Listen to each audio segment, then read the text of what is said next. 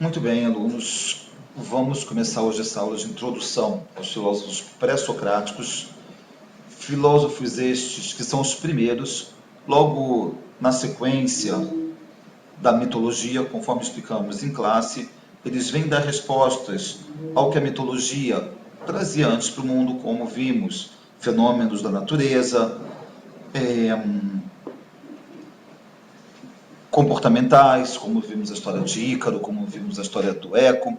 E esses filósofos, na verdade, os pré-socráticos, embora eles tenham o nome de pré-socráticos, não necessariamente eles são pré-Sócrates, antes de Sócrates. Muitos têm a ideia pré-socrática, ou seja, investigam a natureza, investigam a origem das coisas, mas não são pré-socráticos. Alguns são até contemporâneos de Sócrates e outros até pós-Sócrates.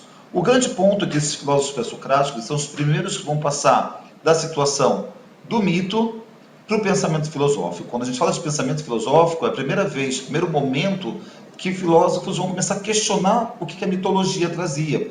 Será que realmente Thor é quem trazia a chuva? Será que realmente Eco, a ninfa Eco, era responsável pelo eco nas montanhas?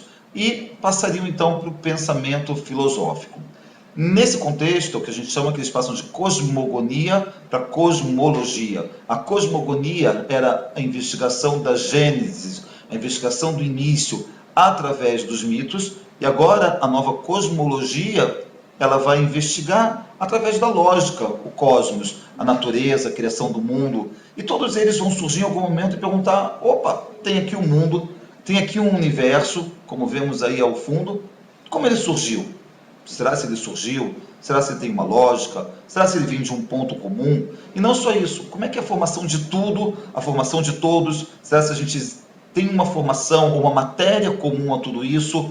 Ou se simplesmente não, vem de outros lugares, vem de outra forma, mas eles agora começam a investigar os novos elementos, como se fossem novos, na verdade elementos que já estavam aí, só que eram explicados de outra forma, agora vão ser explicados através da nova lógica filosófica, da forma que eles vão tentar dar uma ordem no mundo. Nesse sentido, a gente vai desenvolver o conceito de arché, ou arché, ou arché. Nesse momento a gente vai usar o termo arché, mas saibam que em vários lugares, filósofos diferentes usam esse termo pronunciado de outra forma. O texto que a gente tem aqui embaixo é Aristóteles, no seu livro Metafísica, onde ele define esse conceito da arché. O que seria isso? De certa forma, ele explica para a gente que os primeiros filósofos foram buscar a matéria primordial, a matéria que ela vai dar origem a tudo e ela é o fim de tudo. Como um ser humano, se a gente tem uma matéria que ela está na gente desde o nosso nascimento e depois que você morre e se decompõe, ainda é a mesma matéria, só com uma forma diferente. Como ele fala aqui, mudando-se somente as afecções, ou seja, isso seria o elemento primordial de todos os seres, de todos os entes, mas não só para o ser humano, tudo na Terra seria original de uma mesma matéria. E esses primeiros filósofos vão buscar uma coisa material, uma matéria, a gente vai ver que alguns vão sair dessa ideia, mas a princípio eles estão buscando uma matéria que ela é a base de tudo, ela é o início, ela é o fim, ela é o meio, você vai encontrar ela ao longo de todo o processo, e eles vão entrar no problema que é o problema da transformação. Como cada uma dessas matérias vai se transformar em todos os elementos que a gente encontra nesse mundo. Se a gente vai descobrir que a matéria é a matéria A, como essa matéria A ela se transforma num ser humano, como essa matéria A ela se transforma numa árvore, como essa matéria A se transforma também numa rocha, numa pedra. Esse é um outro problema que eles vão lidar. Mas a princípio eles entendem que tem que ter um ponto de partida, um ponto que seja comum, que é essa matéria que vai formar tudo que a gente está vendo e tudo que está contido no que a gente está vendo também. Vale a pena depois ler, eu não estou lendo o texto todo, mas vale voltar ao slide e ler exatamente o que Aristóteles fala sobre isso, a definição do Aristóteles em relação a essa arqué. Muito bem. A gente vai falar primeiro de Tales, mas aqui nesse slide a gente já vê os três filósofos de Mileto. Era Tales de Mileto, Anaxímenes de Mileto e Anaximandro de Mileto. Os três são de Mileto, a gente aqui tem um mapa.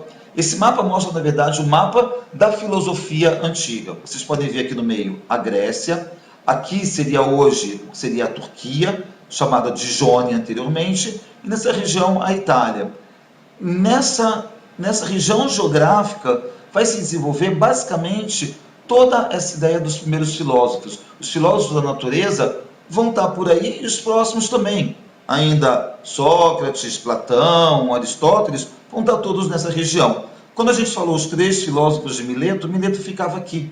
E vocês percebem, Mileto ele é bem no litoral. Isso vai ajudar bastante no nosso entendimento das teorias que vão aparecer na continuação, principalmente a teoria de Tales. Eventualmente a gente ainda vai voltar aqui nesse mapa na continuação, mas a saber, aqui era chamado do Mar da Jônia, e muitos desses filósofos vão ser chamados de filósofos jônicos, porque são da Jônia, da região da Jônia, Mar Egeu, Mar da Grécia e Mar Jônico aqui também. O primeiro deles, como eu disse, Tales. Tales de Mileto, como vimos agora, a ilha de Mileto, a cidade de Mileto, na verdade, no litoral. E para Tales, a arqué era a água. Tales acreditava que a origem de tudo era a água.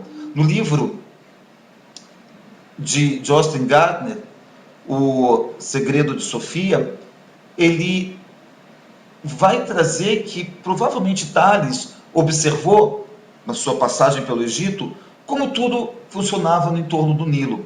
Tudo era fecundado pelo Nilo, tudo crescia, as plantações dependiam disso. E não só isso, outras teorias que ele vivia no litoral. Então, no litoral, ele via o movimento das marés, como tudo subia e descia. Ele observava que os corpos vivos, eles são úmidos, eles têm água. Um corpo, quando morre, ele resseca, ele está seco.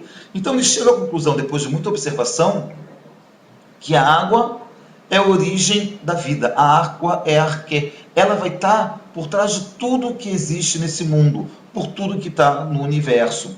Essa seria a arqué para Tales. Lógico que segue a ele a responsabilidade de explicar o problema da transformação, como é que a água se transforma em outras coisas. Mas é lógico que quando ele trata da água, não é a água só na forma que a gente encontra ela líquida. Ele fala da água nas suas várias formas, líquida, sólida, gasosa, e todas as combinações de água vão formar todas as coisas que a gente tem aqui nesse mundo, certo? Então, de certa forma, quando muda o estado físico, essa alteração do estado físico vai gerar os outros elementos que a gente encontra aqui. E a gente sabe que hoje isso não é certo, mas não é tão errado. A gente sabe que a composição do nosso corpo é aproximadamente 70% de água. Do mundo, 3/4 do mundo é água. E tudo na natureza depende de água. Então, a observação dele não era errada.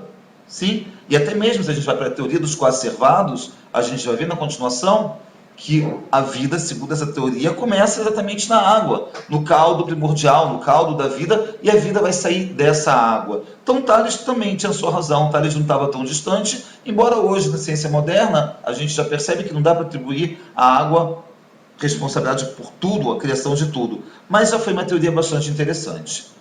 O nosso próximo filósofo de Mileto também, Anaximandro, como falando antes, ele tem uma teoria um pouco revolucionária. Ele vai para um outro lado, totalmente, ele vai argumentar contra Tales, e ele vai entender que as coisas não podem ser, diz que o ar é frio, a água é úmida, o fogo é quente, e essas coisas são antagônicas.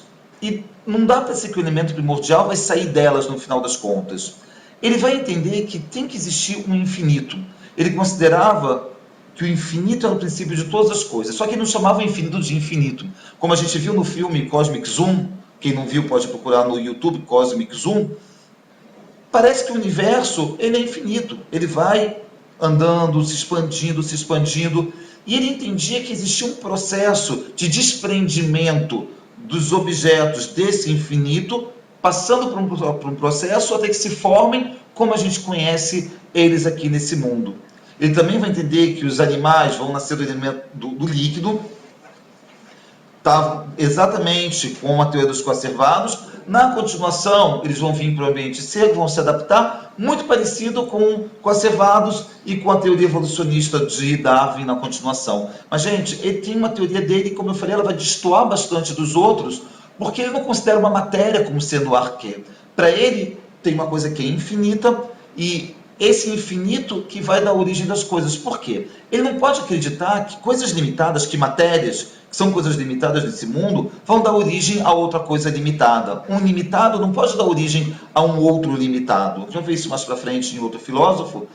Ou seja, para dar origem a alguma coisa, tem que ser uma coisa que não faz parte exatamente das limitações desse mundo. E tem que ser uma coisa fora desse mundo, que é o conceito de infinito para ele. O ilimitado vai dar origem ao limitado. Não pode o limitado dar origem ao limitado. E nesse sentido, ele vai ser totalmente diferente dos outros pré-socráticos, porque ele vai fugir de uma matéria única, mas ele vai ter um conceito único, que é o infinito ou o éter, em outras palavras. O éter seria o sentido do que preenche a tudo. Como, novamente, o filme que a gente viu, o que preenchia entre todos aqueles corpos celestes? A gente sabe hoje que pode ter buraco negro, um certo tipo de vácuo não perfeito, o que for, mas para ele o conceito era o éter. Éter era o que preenchia todo o universo no sentido do infinito. E daí se desprenderia todo um processo para se transformar na matéria que a gente conhece nesse mundo. E a frase principal dele, que a gente vê aqui embaixo, o ilimitado é imortal e indissolúvel. Só vale a pena chamar a atenção desse quadro.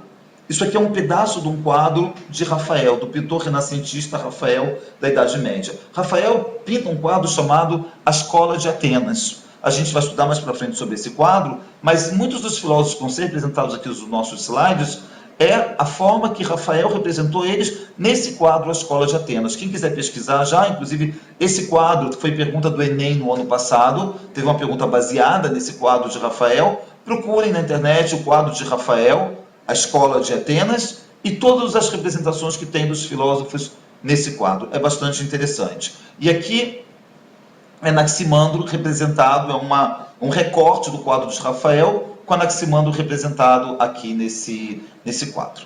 Seguimos para o nosso próximo, Anaxímenes de Mileto, que ele entendia que o ar era a origem de tudo. Ele volta para um elemento comum, um elemento que vai dar origem de todas as coisas para ele. A própria alma era o ar, e tudo vinha através do ar. Provavelmente ele observou como o ar é vital para as pessoas, como sem ele não existiria vida nesse mundo, como a gente precisa dele plenamente. E ele vai entender, igual a água de Tales, que o ar também, nas suas grandes mutações, nas suas formas diferentes, ele vai dar origem para tudo. Como está escrito aqui nessa parte, a alma é ar, o fogo é ar rarefeito. Quando acontece uma condensação, o ar se transforma em água, se condensa ainda mais e se transforma em terra e, por fim, em pedra. Ou seja, tudo vai vir do ar. Essa era a teoria dele. Ele volta para a teoria clássica. Ele era, na verdade, discípulo de Anaximandro, e ele vai discordar de Anaximandro. Anaximandro vai para a parte do éter, do infinito. Ele não, ele volta para uma arquê clássica, para uma arquê original, só que ao invés da água de Tales, ele prega que o ar faz essa parte. Heráclito, pessoal, também temos aqui embaixo a foto, a imagem de Heráclito, do mesmo quadro que a gente falou antes, o quadro do Rafael, que, como eu disse e reafirmo, vale a pena procurar ele aí na internet e fazer um pequeno estudo sobre esse quadro. Ele ia para o outro lado. Ele falava que a arquê é o fogo, mas não o fogo no sentido do fogo ardente, como está na nossa imagem aí atrás. De certa forma, o que mobilizava tudo, o que movia tudo, não mobilizava tudo, o que movia tudo era o calor. Talvez observando o sol, observando tudo que acontecia na água, ele observava as mudanças da estação, inverno, verão, outono, primavera, e ele entendia que tudo estava se movendo no mundo. E o que fazia mover era justamente o calor. A presença dele ou a ausência dele fazia com que as estações andassem, com que a vida viesse, com que tudo que estava nesse mundo se transformasse. Então, toda transformação e tudo que andava nesse mundo, e o mundo andava o tempo todo, para ele o mundo é móvel, inclusive ele é chamado de um filósofo mobilista, porque tudo se movia, nada estava parado, tinha um fluxo, o mundo o tempo todo estava em fluxo, um fluxo perpétuo, uma movimentação de criar, de morrer, de andar, de ir e de voltar, e tudo baseado nesses contrários que tinham no mundo. Contrários climáticos, contrários terrestres, e tudo que a gente via, noite, dia, calor e frio. Então ele é chamado de um filósofo mobilista. Mobilista significa que nada é igual, tudo está se transformando o tempo todo. E a frase famosa dele, aqui está como descemos e não descemos nos mesmos rios. Somos e não somos. Porque somos e não somos e descemos e não descemos no mesmo rio. Em outras palavras, outros autores escrevem, não podemos nos banhar 2 vezes no mesmo rio. Quando você entra a segunda vez naquele rio, já não é mais o mesmo. O rio está em constante movimento. Não só porque a água está correndo, mas é outra água, é outro rio, é outra coisa. O mundo está em movimento. Somos e não somos. O que nós somos agora, já não somos no próximo segundo. Já tem uma modificação. Isso, modernamente falando, contemporaneamente, a gente pode até entender o número de células, os trilhões de células que morrem no nosso corpo a todo momento para outras células virem. Isso fisicamente. Mentalmente, a gente está o tempo todo aprendendo, crescendo, modificando. Ou seja, o mundo está movendo. Tanto as pessoas, quanto o mundo, quanto a natureza, está em pleno desenvolvimento, em pleno movimento, e é o fluxo perpétuo que ele fala. Por isso, não podemos nos banhar no mesmo rio 2 vezes. O rio não é mais o mesmo, a vida não é mais a mesma, as coisas não voltam, as coisas têm um outro caminhar. Isso era Heráclito. Heráclito de Éfeso, voltem novamente depois do mapa, na continuação, e vejam onde é Éfeso. É logo em cima de Mileto, sim, era Tales de Mileto. Éfeso também é litoral, logo acima de Mileto, como a gente viu lá no início. Mas Heráclito é muito importante lembrar esses pontos da mobilidade, da movimentação e do calor. O calor dá origem a tudo que está no mundo. O calor está no início, o calor está ao longo e sobra calor também no final, até que as coisas se resfriam. O próximo, Parmênides, que basicamente ele vai contra Heráclito nesse sentido da movimentação. Ele não, ele é imobilista, ele acha que as coisas são imóveis. E a ideia dele é muito curiosa. Como a gente vê no início do texto, está escrito que o ser é uno, é imóvel, indestrutível, ingênito, ele é incriado, ele não nasce do nada. Porque ele fala o seguinte, o nada não existe. Tudo está como se fosse uma grande bola, uma grande esfera de pedra. Não pode não existir o nada. Novamente, como vimos no filme, quanto mais você vai expandindo, você vai descobrindo o que tem. Tem matéria, tem outros planetas, tem outros lugares, e está preenchido de ar, está preenchido de alguma coisa. Não existe, em última instância, não existe o nada. Não existe um lugar que não tenha nada. E ele fala que o nada é uma coisa impensável, é impossível. Como se a gente fosse imaginar aquelas ideias meio loucas, se não tivesse a Terra, não tivesse o mundo, o que teria aqui? Estaria tudo vazio? É difícil entender isso. Não existe esse vazio. Não existe nada que não é preenchido por alguma coisa. Então não pode ser que o nada gera alguma coisa. Se o nada não é pensável, se o nada não é existente, ele também não pode gerar nada. Não sai nada de um nada que não existe. Ele não é nem explicável, como vocês estão vendo essa dificuldade de explicar o nada. Então, a segunda possibilidade é que a matéria tenha vindo de matéria. Então, se matéria veio de matéria, significa que uma matéria já existia. Para uma matéria vir de alguma matéria, tem que ter uma matéria anterior, e uma matéria anterior, e uma matéria anterior. O mesmo problema que a gente citou do Big Bang. Para a teoria do Big Bang, o mundo, o universo, surge de uma matéria muito comprimida, pequenininha, uma pressão muito grande que de repente é liberada, se expande e gera tudo. Mas e a matéria primeira, onde ela estava? Você vai ter que dizer que ela saiu de alguma outra matéria, ou uma outra explicação. Esse problema dele, de Parmênides já entendeu que se matéria veio de matéria, matéria sempre existiu. E, por outro lado, matéria não pode ter vindo do nada. Então, tudo sempre existiu. E tudo é sempre a mesma coisa. Não existe uma criação, não existe uma movimentação.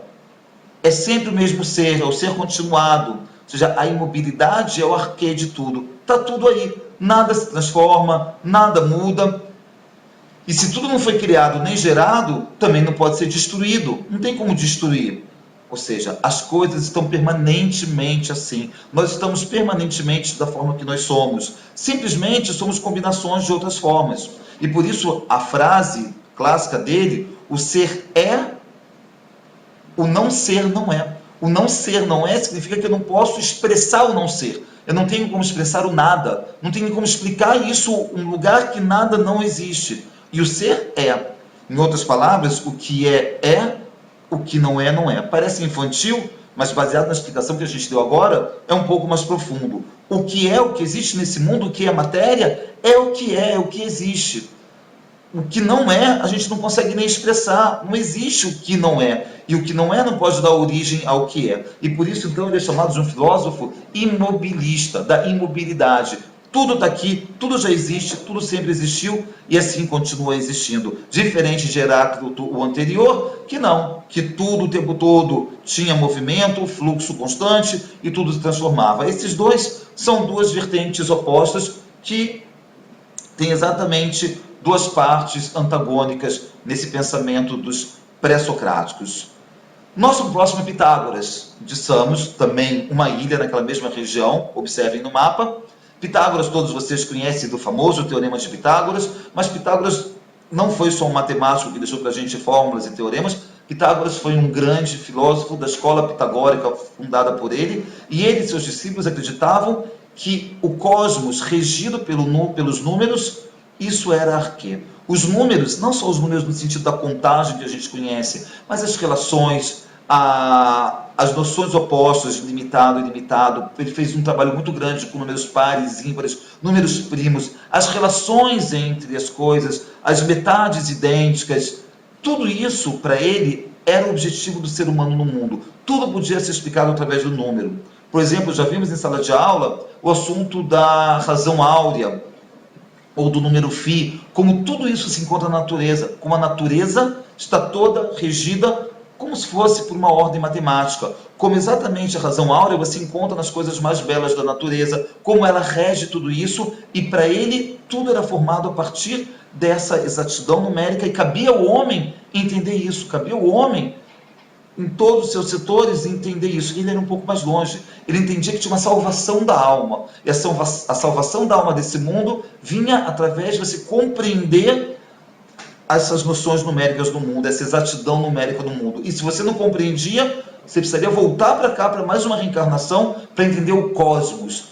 Cosmos no sentido dessa harmonia que os números traziam para o mundo. Como se fosse um número a base de tudo que acontecia aqui. Novamente, não o número no sentido da contagem 1, 2, 3, mas a regência numérica, a regência da perfeição numérica que trazia toda a perfeição para esse mundo. Então, por isso a gente coloca aqui para Pitágoras, a arquê dele era o número, mas nesse sentido muito mais amplo do número, da numeração, da perfeição, da regência da perfeição numérica em todas as áreas da natureza. E assim, na visão dele, de uma forma bem resumida, lógico que isso aqui é uma coisa bem mais complexa de ser entendida, todos os outros, na verdade.